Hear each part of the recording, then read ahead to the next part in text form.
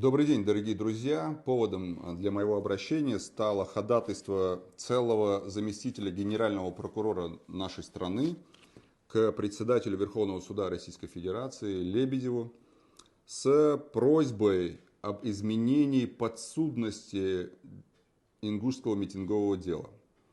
Как вы знаете, в отношении нескольких обвиняемых дело направлено уже в суд в особом порядке.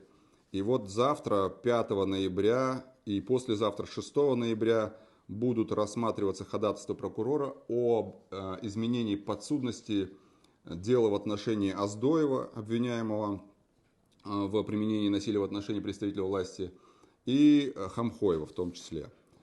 Я хотел бы, чтобы вы знали, зачитать вам несколько строк из ходатайства прокурора.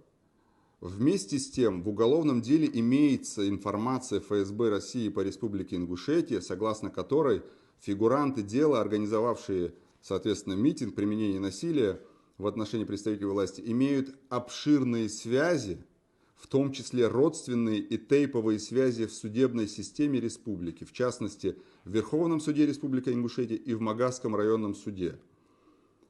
И по оперативной информации эти лица через связи и знакомства могут повлиять или оказать воздействие на судей в уголовном деле.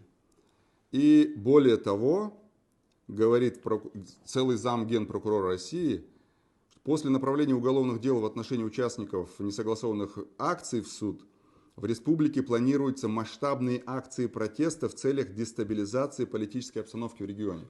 При таких обстоятельствах объективность и беспристрастность судебного разбирательства на территории Ингушетии будет поставлена под сомнение.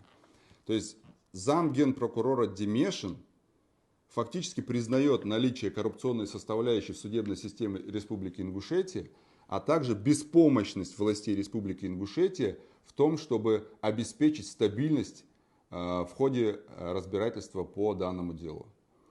5 числа, завтра в 11 часов в Верховном суде будет рассмотрение ходатайства прокурора в отношении дела по Оздоеву. И послезавтра будет рассмотрение ходатайства прокурора об изменении подсудности дела в отношении Хамхоева, Зубейра.